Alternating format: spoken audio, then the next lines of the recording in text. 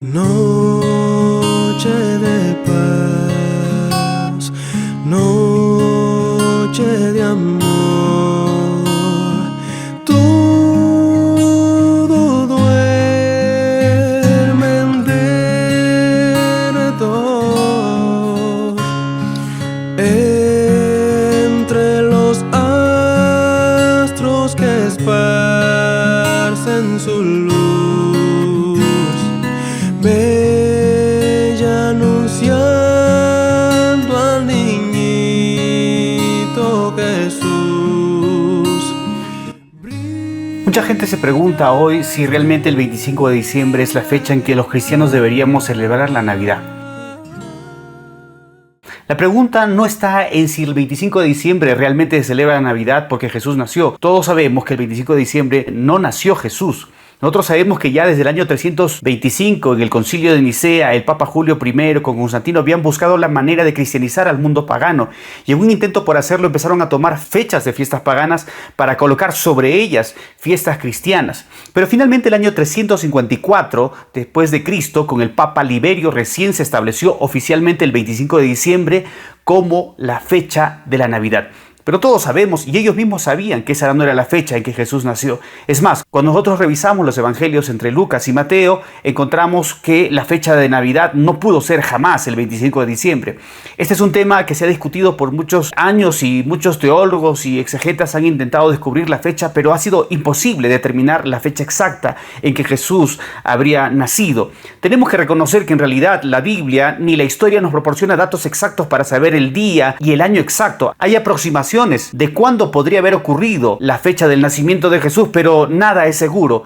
Lo que sí es seguro es que la Biblia dice que cuando Jesús nació, aquella noche en Belén estaban descansando los pastores. Esa noche descansaban a la intemperie, y eso es imposible que ocurra el 25 de diciembre o en el mes de diciembre. Por lo general, a lo largo de la historia se ha creído que en realidad Jesús habría nacido en la primavera, entre mayo, abril en adelante, épocas en que el clima es mucho más cálido. Así que sería absurdo esperar que los pastores aquella noche estuviesen descansando a la intemperie cuando los grados estaban a 2 o 3 grados bajo cero. Por lo tanto, el tema en discusión no es realmente cuándo nació Jesús, porque sabemos que no es el 25. El 25 de diciembre fue una fecha colocada con intenciones más políticas, religiosas, que con un intento por establecer algo guiado por la palabra de Dios. Sabemos que a lo largo de la historia hay muchas cosas que han ocurrido y no guiadas por la palabra de Dios, sino por otros intereses que entre comillas pudieron ser buenos, pero que finalmente quebrantaron la palabra de Dios. Pero la pregunta fundamental es, ¿debemos los cristianos celebrar el 25 de diciembre? Por supuesto que nosotros no estamos haciendo culto de este día, no estamos venerando este día, pero estamos utilizando una tradición que ya el mundo ha generalizado para aprovechar la oportunidad de levantar a Cristo. Porque nosotros sabemos que en realidad en la Biblia no hay una ordenanza de descansar o de celebrar la Navidad, pero lo que sí sabemos es que debemos celebrar la verdad y la certeza de que Dios, en su magnífica misericordia, en su amor inconmensurable, en su maravillosa sabiduría que jamás lograremos entender a plenitud, decidió enviar a Jesús a encarnarse y nacer de una virgen. Pero mucho más que eso, tenemos que reflexionar sobre lo que estaba antes de la aparición de Cristo, porque esto es fundamental. Y quiero compartirte algunas cosas que la Biblia dice acerca del nacimiento de Jesús. En primer lugar, los profetas bíblicos predicen muchas cosas del ministerio del Mesías y de la aparición del Mesías. Y estos detalles quiero compartirlos brevemente para que tú lo puedas revisar en tu casa y puedas tener una reflexión más profunda de lo que significó que Jesús haya venido a nacer en este mundo. Cuando nosotros vamos al libro de Génesis, capítulo 3, versículo 15, encontramos una de las más antiguas profecías: y pondré enemistad entre ti y la mujer, entre la simiente y la simiente tuya. Esta te herirá en la cabeza y tú le herirás en el calcañar. Traducido a palabras simples, lo que está diciendo es que habría un conflicto entre los hijos de Dios, representados por la iglesia, y Satanás, representado por la serpiente, pero que la serpiente, que es Satanás, mordería el talón del hijo de la mujer, y ese hijo de la mujer representaba a Cristo. Apocalipsis capítulo 12 nos presenta a Jesús como siendo atacado por el dragón, que a la vez es una serpiente, de manera que encontramos aquí la primera profecía mesiánica en la que se presenta el combate, la lucha entre Satanás y Cristo. Pero la profecía dice que aunque Satanás mordería el talón de Cristo, Cristo aplastaría la cabeza. De manera que la Biblia, ya desde Génesis capítulo 3:15, coloca el punto de esperanza, la visión de un Salvador que vendría al mundo a rescatar a la humanidad. Humanidad que cayó en pecado, pero que finalmente Dios no la dejará caída, sino que hará lo necesario para salvar a la humanidad. Y aquí vemos la primera ventana de luz hablando acerca del Mesías. Pero también la Biblia habla acerca del tiempo del nacimiento del Mesías. En el libro de Daniel, capítulo 9, versículo 24, en la profecía de las 70 semanas, se establece la fecha en que el Mesías sería sacrificado, y la fecha apunta al año 31 de nuestra era. Esta es una profecía larga y la Biblia ya había profetizado la aparición del Mesías con muchos detalles. También la Biblia habla del nacimiento de Jesús. Miqueas capítulo 5, versículo 2, dice que Belén, una pequeña aldea de Efraín, sería el lugar donde Jesús nacería. También la Biblia habla que el Mesías debería ser descendiente de David. Lucas capítulo 1, versículos 30 al 32, cuando Gabriel le habla a María, le dice que el Mesías, el niño que nacería, se sentaría sobre el trono de su padre David. Y efectivamente el libro de Ezequiel, capítulo 37, versículos 24 y 25, habla acerca de que habría un descendiente que reinaría para siempre y un descendiente de David. También podemos ver nosotros quién sería la madre del Mesías. Isaías capítulo 7, versículo 14, dice que una virgen concebirá y dará a luz y le pondrá por nombre al niño Emanuel. También la profecía dice en Isaías capítulo 9, versículos 6 a 7, que el niño sería de origen divino, que el niño sería Dios Todopoderoso. Quiero citarte algunas palabras de Isaías capítulo 9, versículos 6 y 7, cuando dice que su nombre será Consejero, Admirable, Dios Fuerte, Padre Eterno, Príncipe de Paz. Se extenderá su soberanía y su paz, y no tendrá fin. Gobernará sobre el trono de David y sobre su reino, para establecerlo y sostenerlo con justicia y rectitud desde ahora y para siempre. Pero también la Biblia, los profetas hablaron acerca de la apariencia física de Jesús. Isaías capítulo 53, versículos 1 y 2, dice que cuando Jesús nacería nadie creería que él era el Mesías, pero también dice que su apariencia no sería una apariencia atractiva. Dice que la gente lo miraría y no lo desearían. Quiero citar exactamente las palabras de Isaías cuando dijo así: no hay parecer en él ni hermosura, le veremos, mas sin atractivo, para que le deseemos. Además, la profecía bíblica, Isaías continúa diciendo que el Mesías vendría a llevar sobre sus hombros los pecados de toda la humanidad y el pueblo lo rechazaría. Isaías 53, versículos 3 al 6 dice lo siguiente: despreciado y desechado entre los hombres, varón de dolores, experimentado en quebranto, y como que escondimos de él el rostro y fue menospreciado y no lo estimamos. Ciertamente él llevó nuestras enfermedades y sufrió nuestros dolores, y nosotros le tuvimos por azotado, por herido de Dios y por abatido. Mas él herido fue por nuestras rebeliones, molido por nuestros pecados. El castigo de nuestra paz fue sobre él, y por su llaga fuimos nosotros curados. Todos nosotros nos descarriamos como ovejas, cada cual se apartó por su camino, mas Jehová cargó en él el pecado de todos nosotros. Qué impresionante es la descripción que hace Isaías. De manera que 5 siglos antes de que el Mesías apareciese, ya los profetas anunciaban su ministerio, su nacimiento, las características de su vida, pero sobre todo su misión de salvar a la humanidad.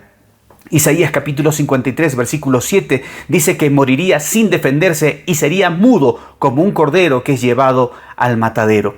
También dice Isaías capítulo 53, versículos 8 al 9, que Jesús sería juzgado injustamente y que sería sepultado entre los ricos. Sorprendentemente, esto se cumplió, y cuando uno lee el libro de Lucas, el libro de Mateo, uno encuentra que Jesús efectivamente fue condenado injustamente. La ley judía prohibía que se juzgue de noche, pero Jesús fue juzgado de noche. Colocaron testigos falsos en su contra. Fue azotado, fue juzgado injustamente, fue crucificado en una cruz frente a malhechores, y cuando estuvo muerto, vino José de Arimatea y solicitó a Pilatos que se le diese el cuerpo. Solo un hombre rico y de tanto poder como José de Arimatea pudo haber accedido al cuerpo de Cristo. Y Cristo fue sepultado en una tumba cavada en la roca, una tumba que solamente los ricos podían tener. La profecía se cumplió. Las cosas que de Cristo se escribieron siglos antes se estaban cumpliendo a la vista de todos los judíos, pero ellos tenían ojos y no veían, tenían oído y no escuchaban. Isaías capítulo 53, versículos 10 al 11 dice que Jesús vendría a morir por nuestros pecados y conseguiría la salvación de todos los hombres. Quiero leerte una parte de Isaías cuando dice así: con todo esto Jehová quiso quebrantarlo, sujetándole a padecimiento. Cuando haya puesto su vida en expiación por el pecado, verá linaje, vivirá por largos días y la voluntad de Jehová será en su mano prosperada. Aquí está hablando de su resurrección. Verso 11, verá el fruto de la aflicción de su alma y quedará satisfecho. Por su conocimiento justificará mi siervo al justo a muchos y llevará las iniquidades de ellos. Cuando leemos las cartas del apóstol Pablo, dice que el Señor puso sobre los hombros de Cristo pecado. El pecado que cargó Jesús en la cruz provocó su muerte. Él no murió por sus propios pecados, Él murió por nuestros pecados. Quiero cerrar diciendo que inclusive los salmos describen los padecimientos de Jesús. Salmos capítulo 22, versículos 18 en adelante, dice que los huesos de Jesús serían descoyuntados. También dice que su lengua se pegó a su paladar cuando Jesús clamó, tengo sed, y le dieron vinagre a beber. También describe cómo traspasarían sus manos y sus pies. También dice que al estar colgado en la cruz, sus costillas se verían. Dice, puedo ver todos mis huesos. Pero también dice que repartirían y echarían suertes sobre sus vestidos, tal como lo describen los evangelios. Realmente la Biblia, las profecías de la Biblia, hablando del Mesías, se cumplieron a cabalidad. Salmos capítulo 22, versículo 8, inclusive dice las burlas que la gente decía cuando Jesús estaba en la cruz. Pero quizá una de las cosas más importantes que podemos recordar de Cristo es que Cristo no se quedó como un bebé. Hoy muchos recuerdan al nacimiento de Jesús, pero se olvidan que Jesús no se quedó un bebé, Él creció. Dice Lucas capítulo 2, versículo 40, y Jesús crecía en sabiduría y en gracia. Jesús creció, no se quedó como un bebé. Jesús se hizo hombre, caminó entre nosotros, hizo milagros, sanó a los enfermos, dio vista a los ciegos, liberó a los esclavos de los demonios, sanó a los quebrantados de corazón, dio esperanza, pero sobre todo vino a darnos el mensaje de que no todo está perdido, de que nuestros pecados pueden ser limpiados cuando vamos a Él, confesamos nuestros pecados, los abandonamos y dejamos que el Señor purifique nuestra vida. El nacimiento de Cristo no es suficiente, era necesario que Cristo no solamente nazca, pero también crezca, desarrolle su ministerio, muera en la cruz, pero sobre todo resucite de entre los muertos. Pero de todas las cosas que vino Jesús a hacer a esta tierra, la mayor y más grande promesa es que después de su ministerio terrenal y de su resurrección, Él ascendió a los cielos. Y Hechos capítulo 1, versículo 7 en adelante, dice, vendré otra vez. Y esa es la más grande promesa que los cristianos hoy tenemos. Hoy no debemos predicar solamente el nacimiento de Jesús, también debemos predicar su ministerio, su muerte, su resurrección y sobre todo la profecía más actual de todos los tiempos. Cristo viene por segunda vez. Quiero cerrar leyendo contigo Apocalipsis capítulo 1, versículos 7 al 8, una profecía maravillosa. Y Juan en la isla de Patmos, el último profeta, el último autor de la Biblia, dice así, he aquí que viene con las nubes de los cielos y todo ojo le verá, y los que le traspasaron y todos los linajes de la tierra harán lamentación por él. Y Juan responde, sí, amén. Y luego Jesús le habla y le dice, yo soy el alfa y el omega, el principio y el fin, dice el Señor, el que es, el que era, el que ha de venir, el Todopoderoso. Que Dios te bendiga y recuerda que el centro de esta Navidad es Cristo el Señor.